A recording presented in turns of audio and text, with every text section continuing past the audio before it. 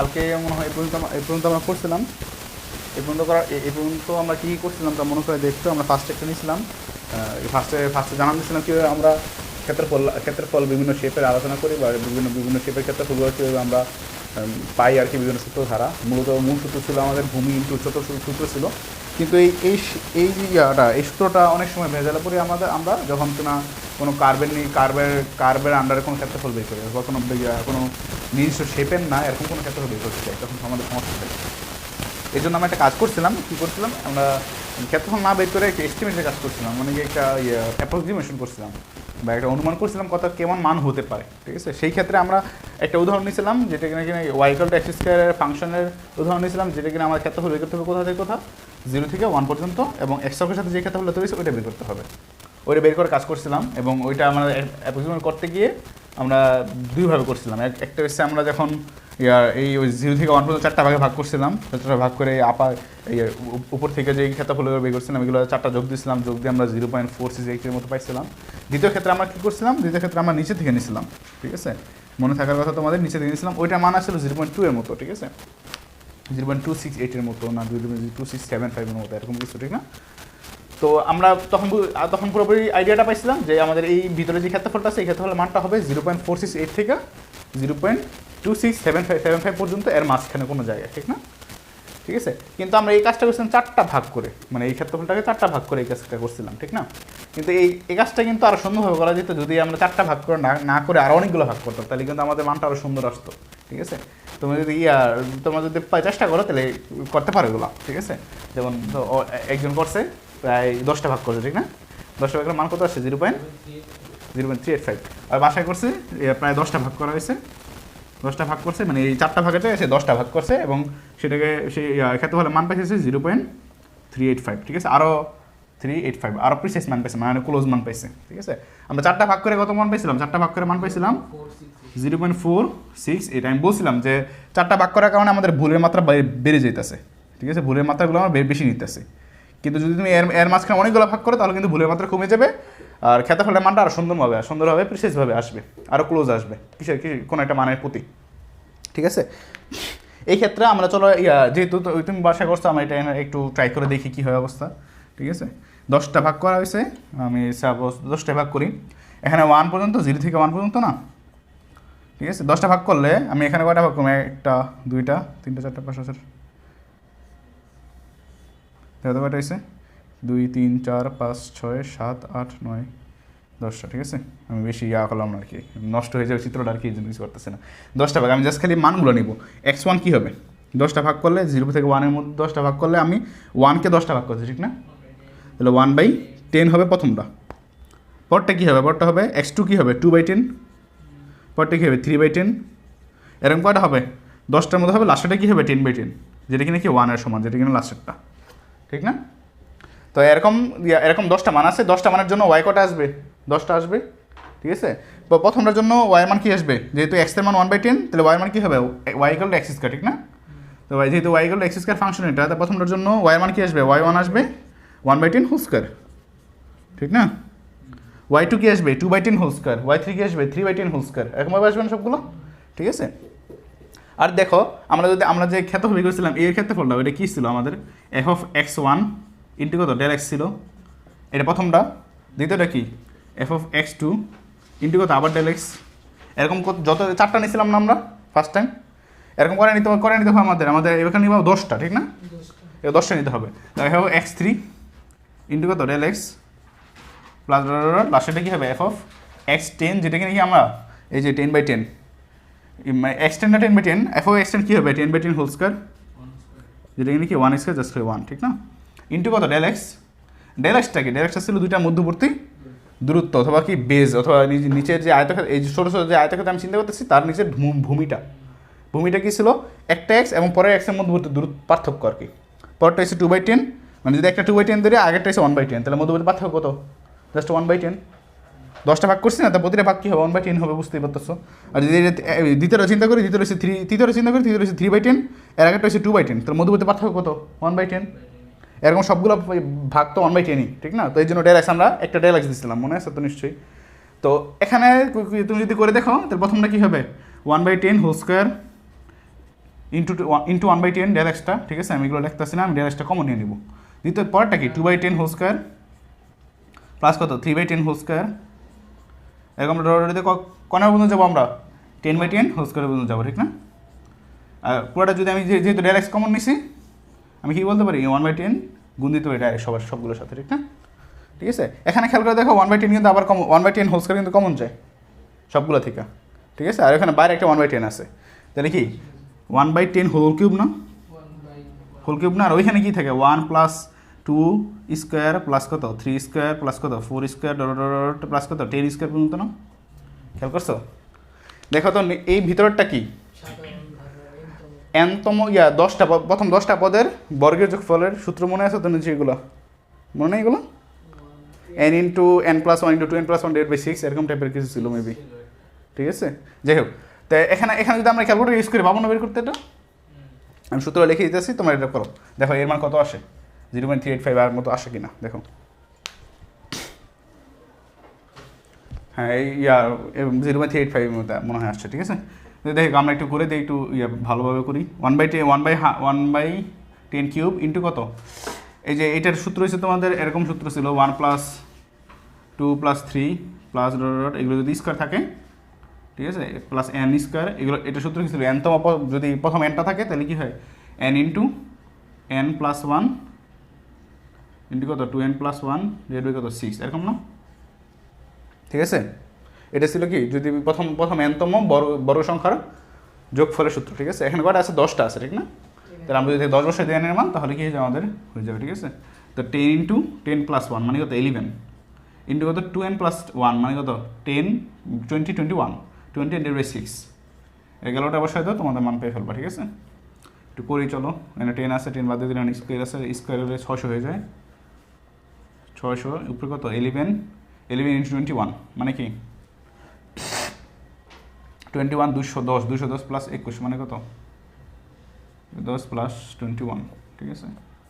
কত 231 পেতেছি আমরা এখানে, 231 ডিভাইড 60 600 কত আসে দেখো তো এবার, এটা হবে অ্যান্সার, ঠিক আছে? 231 ডিভাইড বাই 600, এটা হচ্ছে আমাদের কি আরও সুন্দর একটা মান, যেটা কিনা 10টা ভাগ করার পর পাইছি। এখন চিন্তা করে যদি পারফেক্ট মানটা চাইতে আমি কী করতে পারি, কোটি কোটি ভাগ করতে পারি না?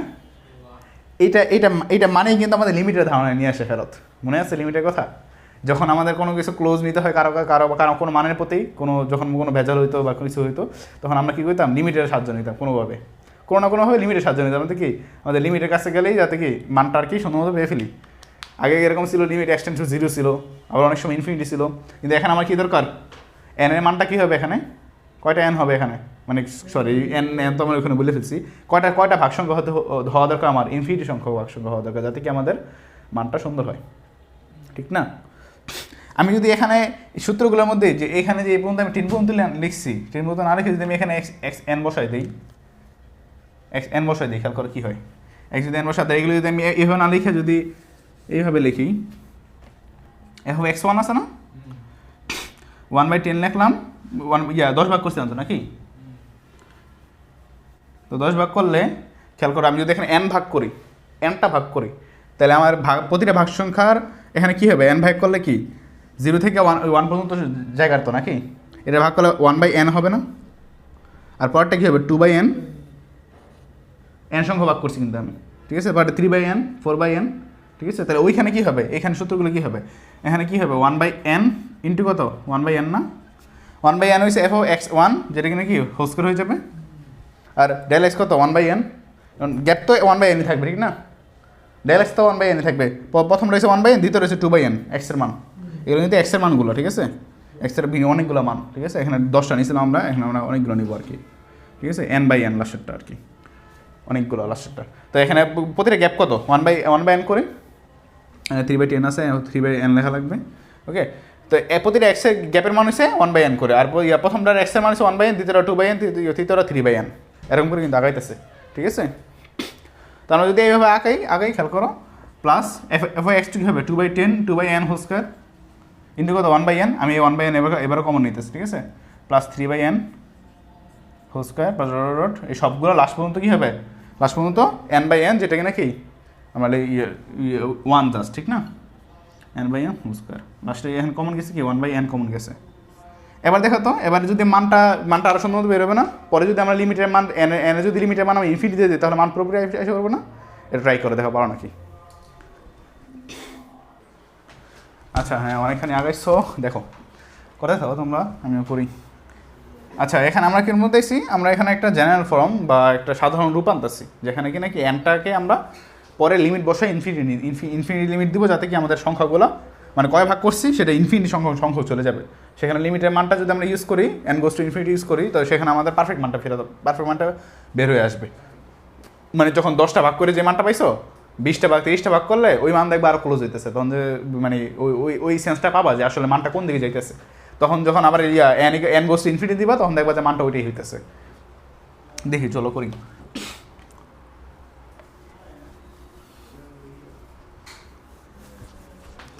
এখানে আমাদের 1/n² কিন্তু কমন যায় আবার, তো আমাদের বাইরে একটা 1/n আছে, যেটা নাকি 1/n³ হয়ে যাবে। তার ভিতরে কি আছে, ভিতরে 1² প্লাস কত 2² প্লাস 3² প্লাস ডট লাস্টে n² পর্যন্ত আছে, ঠিক আছে। আবার কিন্তু আমাদের প্রথম n স্বাভাবিক সংখ্যার বর্গের যোগফলের সূত্র আসে পড়ছে, ঠিক আছে। এটাও কিন্তু প্রমাণ করা যায়, এটা প্রমাণ করবো সামনে আমি অবশ্য। আপাতত এটা মুখস্থ করে না, তোমরা টেনে শিখতে হয়তো বা, তারপর মুখস্থ করে এটা। দেখো এখানে কি আসে, এর মান আসলে এটা, তো আমরা যদি এখানে এপাশে আসি, এইগুলো কি আসতেছে 1/n³, আর এখানে কি আসবে এটা আসবে আমাদের এই সূত্র। তো 1/n³ রাখলাম এখানে, ইন্টু কত, into n into n plus 1 into কত 2n প্লাস 1 এটা কত 6, ঠিক আছে। তো ইকুয়াল টু, তো একটা n কাটা যায়, 1/n² থেকে যায়, তো আমি এখানে কাজ করে 1/6টা বের করে দিই, n into n plus 1 2n plus 1 এটা কত n²। এটা গেলো কি আমাদের সাধারণ রূপ। এখানে এসে আমাদের এর মান বেড়ে গেছে, কিন্তু এখানে খেয়াল করে দেখো আমরা আগেরবার কী করছিলাম মনে আছে, টান নিছিলাম যে 4টা ভাগ করছিলাম না নোমান, 4টা ভাগ করছিলাম মনে আছে, তারপর 10টা ভাগ করছিলাম না। তুমি এখানে 4টা বসাও, n এর মান 4 বসাও, দেখবো 0.468 আসে পড়বে। n এর মান 10 বসাও, দেখো 0.385 আসে পড়বে। বুঝতেছো, আমরা কিন্তু শুরু করছিলাম এস্টিমেশন দিয়ে, মানে কি আমাদের কী ইচ্ছা বের করা তা নিয়ে। ওই বের করতে করতে আমরা এক পর্যায়ে একটা সূত্র এনে বসছি, যেখানে কি নাকি n এর মান বসে দিলে উত্তর এসে পড়বে। বাট এখানে প্রবলেমটা হচ্ছে ওইখানে যদি n এর মান 100 বসাই আমাদের মান আসবে, 200 বসায় মান আসবে, বাট সেই 200টা কি যথেষ্ট? নিশ্চয়ই না, হালকা তো ভুল থেকেই যাবে, ঠিক না। আমি যদি যে পর্যন্ত n গোস টু ইনফিনিটি না বসাতে পারতেছি সেই পর্যন্ত আর হবে না, ঠিক না। কিন্তু n গোস টু ইনফিনিটি বসানো যাবে, নিচে ইনফিনিটি উপরে ইনফিনিটি, যেটা কিন্তু আনডিফাইন্ড হওয়া যাবে না। তাহলে আমাদের কী করতে হবে, কোনো মতে আমাদের লিমিটের সাহায্য যেতে হবে, ঠিক আছে। এটি আমরা করবো এখন, ঠিক আছে। চলো এগুলো মুছে দিলাম, ঠিক আছে। এখানে এ থাকলো, 1/6 রাখলাম এখানে। দেখো এটা কী করা যায়, এখানে যদি আমি একটা n রাখলাম এই পাশে, একটা n এই পাশে দিলাম, মানে একটা n এই পাশে রাখলাম, একটা n এই পাশে রাখলাম, তো এটা ভিতরে ভাগ দিয়ে দিলে 1 + 1/n হবে, ইন্টু কি, ইন্টু এখানে 2 + 1/n হবে। ক্লিয়ার? দেখো তো আমি একটা n এই পাশে ভাগ দিয়ে দিচ্ছি, এটার সাথে ভাগ দিচ্ছি, একটা n এই পাশে এটার সাথে ভাগ দিয়ে দিচ্ছি, আবার মাঝখানে গুণও রাখছি, অসুবিধা আছে কোনো? ঠিক আছে। এবার এই এর প্রিসিস মান কী হবে, প্রিসিস মানটা কী হবে, if limit n goes to infinity হয়, যদি এটা হয় তখন কি এর যে মানটা বেরোবে সেটা কি হবে আমাদের পারফেক্ট মান, ঠিক না। তোমাদের কিন্তু 9.1-এ যদি আমি এরকম একটা ম্যাথ দিতাম, সেখানে আমি লিমিট দিয়ে দিতাম n গোস টু ইনফিনিটি, তো তুমি সম্ভবত মানটা বের করতে পারতো, ঠিক না। আশা করি এখানে কোনো অসুবিধা হবে না। তো এখানে n গোস টু ইনফিনিটি আমি কিন্তু সম্ভবত তৈরি করে দিচ্ছি তোমাদের, দেখছো n যদি ইনফিনিটি বসাই তাহলে কিন্তু কোনো অসুবিধা হয়েছে না ফাংশনে, কোনো অসুবিধা হইতেছে, নো অসুবিধা। তাহলে আমাদের কী হয়ে যায়, n গোস টু ইনফিনিটি বসাও 1/6 এখানে, ইন্টু কি 1/infinity মানে 0, 1/infinity 0, তার 2 থাকলো জাস্ট, ঠিক না, 2 থাকলো না জাস্ট, ঠিক আছে। 2 তো n 1 + 0, 2 + 0 মানে কিন্তু 2ই থাকলো, ঠিক আছে। 2 এগুলো তো 1/3 পাইতেছে, 1/3 মানে কি 0.3333, এটা বলতে কি বলতো তোমার 0 অনেকগুলো 3 না, ঠিক আছে। দেখছো মানটা কী ছিল, 0.385 ছিল, আরও বাড়াইলে কিন্তু আমাদের একটু কমে আসতো, যদি 10টার জায়গায় আমরা 20টা করতাম কিন্তু আরেকটু কমে আসতো, খেয়াল করতাম, ঠিক আছে। তুমি যদি এই সমীকরণে কিন্তু 20 বসাও বা 30 বসাও, দেখবা 0.3 কাছাকাছি যেতেছে আরও, ঠিক আছে। আশা করি বুঝছো পুরো প্রসেসটা। দাঁড়াও আমি এটা করো, আগে এটা করো। আমাদের এই যে কাজটা আমরা করলাম এখন, আসলে মূলত কিন্তু এটাই কিন্তু ইন্টিগ্রেশনের মূল কাজ, ঠিক আছে। ইন্টিগ্রেশন কিন্তু এখান থেকে মূলত আসছে, আমরা এখানে কিন্তু ইন্টিগ্রেশন ছাড়াই কোনো ক্ষেত্রফল বের করতে পারছি, যেখানে কিনা কি এটা কার্ভের ক্ষেত্রফল বের করতে পারছি। ইন্টিগ্রেশন কিন্তু আমাদের ইউজ করা লাগে নাকি, ইন্টিগ্রেশন বিভিন্ন সূত্র কিছু ইউজ করা লাগে নাকি। তুমি যদি এখানে এটা এটা ক্যালকুলেটরে বসাও দেখবো মান সেম পাবা। আমি তোমাদের বসায় দেখাই, cos of x স্কোয়ার 0 থেকে 1 পর্যন্ত আমি ইন্টিগ্রেশন করতেছি, ক্যালকুলেটর দেখতে পারো মানটা, এটা মানও কিন্তু 1/3 আসছে, ঠিক আছে। তো এটাকে এগুলো কিন্তু ইন্টিগ্রেশনের রুল পরে আবিষ্কার হয়েছে আর কি, মূলত কীভাবে করা হয় না করা হয় এগুলো সব কিন্তু আগে ইউজ করা হতো, ঠিক আছে। তোমরা যদি অনেক বই পড়ো, এক্সপোজিশন মেথড পাবা একটা, ওইটাও কিন্তু সুন্দর, ওইটা কিন্তু ইন্টিগ্রেশনের একটা আর কি ভিন্ন রূপ ছিল আর কি বলা চলে, মানে মূল রূপ ছিল। কিন্তু আমাদের ইতিহাসের দিকে তাকালেও দেখা যায় যে ডিফারেন্সিয়েশন আগে কিন্তু ইন্টিগ্রেশন আসছে, ঠিক আছে। পরে যদি বই পড়ো কোনো বা জানো ভালো আরও, তো দেখবা যে ইন্টিগ্রেশন আসছে ডিফারেন্সিয়েশন আগে, পরে ডিফারেন্সিয়েশন আসছে, মানে যে ইতিহাসে পাতা দেখলে বোঝা যায় যেটা আর কি, ঠিক আছে। তো ইন্টিগ্রেশন এবং ডিফারেন্সিয়েশনের কানেকশনটা কীভাবে তৈরি হয়েছে, কানেকশনটা তৈরি হয়েছে লিবনিজ এবং ওই নিউটন দ্বারা, ঠিক আছে। যেটা কিনা আমরা 4 নাম্বার 3 নাম্বার টপিকে পড়বো বলছিলাম, যেটা কিনা নাম দিয়েছিলাম কি the fundamental theory of calculus, ঠিক আছে। ওইখানে ইন্টিগ্রেশন এবং ডিফারেন্সিয়েশনের মেন কানেকশনটা তৈরি করা হয়েছে, যে একটা বিপরীত প্রক্রিয়া, ওইটা ধরে আর কি মূলত ক্যালকুলাসের এই বৈপ্লবিক যাত্রা শুরু। এর বাদে এত বড় যাত্রা হইতো না যদি দুইটার মধ্যে কানেকশন না থাকতো, ঠিক আছে। তো আমরা এটা করলাম, এটা কিন্তু আমাদের আমরা শুরু করেছিলাম এস্টিমেশন দিয়ে, কিন্তু লাস্টে কি কোথায় এসে পৌঁছেছি, কিন্তু পুরো পারফেক্ট মানে পেয়েছি, ঠিক আছে, পুরো পারফেক্ট মান পেয়েছি, যেটা কিনা 1/3 হবে। তো এখানেই থাকলো এটা। এরপরে আমরা এটা তো ফাংশন একটা সাধারণ ফাংশন নিছি, আমরা একটা মান নিছি, একটা ফাংশনের মান নিছি, ফাংশন সব কিছু নিছি। বাট এবার আমরা কী করবো, একটা সাধারণ ফাংশন নিব এবং ওইখান থেকে আমরা ইন্টিগ্রেশনের কীভাবে কানেকশনটা করা যায় ওদিকে বোঝাবো, ঠিক আছে। এটা উদাহরণ নিয়ে কাজ করাচ্ছিল, ঠিক আছে। যেহেতু উদাহরণটা বুঝে ফেলছো, অন্যগুলো আশা করি বুঝবো, ঠিক আছে। আচ্ছা, আমরা এখন কি একটা সাধারণ ফাংশন নেব, ঠিক আছে। তো আগে বানিয়েছিলাম 0 থেকে 1 পর্যন্ত ইন্টিগ্রেশন করতে বলছিলাম, বাট এবার আমরা 0 থেকে 1 পর্যন্ত আমরা এরিয়া বের করতে বলছিলাম। এবার আমরা কী করবো, এ থেকে বি নিব, মানে জাস্ট আননোন মান নিব একটা ফাংশন হিসাবে, ফাংশন মনে করো এরকম নিলাম, এরকম, ঠিক আছে। এদিকে এক্স, এদিকে ওয়াই, ওকে। তোমার বললাম আমি এ থেকে বি পর্যন্ত তুমি ইন্টিগ্রেশন করো, বা আমার এরিয়াটা দেখাও, ঠিক আছে, এ থেকে বি পর্যন্ত, ওকে। তো এটা হচ্ছে Y equal to FX function. আমরা তো এটা মান বের করবো না, আমরা জাস্ট একটা সুন্দর রূপ বের করবো, যাতে কি এটা দ্বারা আমরা সব কিছু পরে অ্যাপ্লাই করতে পারি, ওকে। নিশ্চয়ই আমি এনটা ভাগে ভাগ করবো, অনেকগুলো ভাগ নেব। তো আগেবার কী করছিলাম মনে আছে, 1/n করছিলাম, মানে যদি আমরা করি 1/nটা ভাগ করছিলাম, তো প্রথমটা কি তো 1/n, পরটা কিন্তু 2/n, এরকম করে, ঠিক না, ঠিক আছে।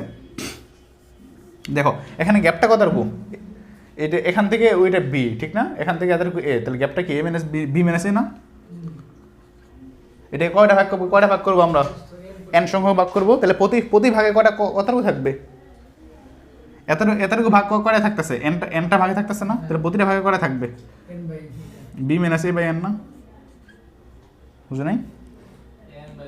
এটা তো আমি তো এটা উল্টে লিখছি, তোমাদের ওই নিয়ম আছে না, ওই নিয়মে যেটা দরকার হয় ওইটা পরে রাখতে হয়। সাপোজ এনটি ভাগ থাকে কতটুকু উইথ মানে কতটুকু প্রস্থে, বি মাইনাস এ প্রস্থে, তাহলে একটি ভাগে প্রস্থ থাকে কতটুকু, B minus A divide by N. আমি যাতে ওইটা আগে লিখছি এই জন্য ওইটা আগে লিখতে কথা আছে, যেটা দরকার ওইটা পরে লিখতে হয়। যাই হোক, তো প্রতিটা ভাগের উইথ কত, B minus A divide by N. তাহলে আমি যে এই ভাগগুলো করবো, যে এই সবগুলো যে ভাগ করবে, সবগুলোর আমাদের উইথ কী হবে, B minus A divide by N width হবে, ঠিক না, বুঝতেছো। এটা কিন্তু ওই যে তুমি আগের সাথে মিলাইলেও পারবা। আগেরবার কিন্তু বি এর মান ছিল 1, এর মান ছিল 0, খেয়াল করো, আগের মান বি এর মান ছিল 1, এর মান ছিল 0, তাহলে বি 1 মাইনাস 0 ডিভাইড বাই এন, ঠিক না, 1/n। তাহলে প্রতিটা ওয়েট কী ছিল, 1/n কিন্তু ছিল আমাদের, ওইটা মিলিয়ে নিলে পারবা, অসুবিধা নেই, ওকে। তো প্রথমটা কি, প্রথম x1 কি আমাদের, x1 কিন্তু আমাদের এ, ঠিক না। দ্বিতীয়টা কি, x2 কি, x2 হচ্ছে এ প্লাস এটার কিন্তু একটা যোগ হবে, খেয়াল করছো নোমান না, সে খেয়াল করো, প্রথমটা কিন্তু এ, ঠিক না। দ্বিতীয়টা কী হবে, দ্বিতীয় যে এটা আছে, এর সাথে কী হবে, এ হবে, যোগ কী হবে, একটা উইথ যোগ হবে না, একটা প্রস্থ যোগ হবে না, ওই যে ছোটো একটা আয়তক্ষেত্রের নিচের এই উইথটা একটা যোগ হবে, B minus A divide by N যোগ হবে একটা, x3 কী হবে, A plus 2 into B minus A divide by N, এরকম না, বুঝতেছো। প্রথমটা দ্বিতীয়টা তৃতীয়টা চতুর্থটা, আমি প্রথম না দিই এটা 0 দিই, এটা 0তম, এটা প্রথমতম, এটা দ্বিতীয়তম দিয়ে দিই, বুঝতেছো না? খেয়াল করো, এই যে এখানে প্রথমটায় আসে এরকমই তো আছে নাকি? ওই যে এখানে তাকাইলে এই প্রথমটা কি x0 না, সেটা মান কত a না, পরেরটা কি x1 বলতেছি না আমি, x1 মান তো আমি জানি না, ঠিক না? সেটা কিন্তু a থেকে বড় হবে নাকি, এ থেকে কতটুকু বড় হবে? ওই যেতটুকু দুই প্রস্থ নিচে গেছে ওতটুকু না, যতটুকু বাড়ছে ওতটুকু না, কতটুকু প্রস্থ আমি ধরছি প্রতিটা আয়তক্ষেত্রের, এই যে ভাগ করছি কটা এতটুকু ভাগ করছি না, তাহলে একটা যদি বাড়ে তাহলে আমি একটা যোগ দিব না, আমি এটি তো করছি আর কিছু কিছু না।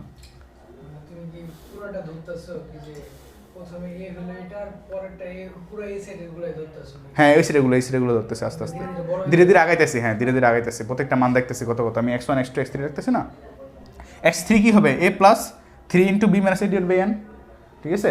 আমি প্রথমটার মধ্যে এক কাজ করি, প্রথমটার মধ্যে a plus 0 into b minus a divide by n দিই, অসুবিধা আছে কোনো তোমাদের?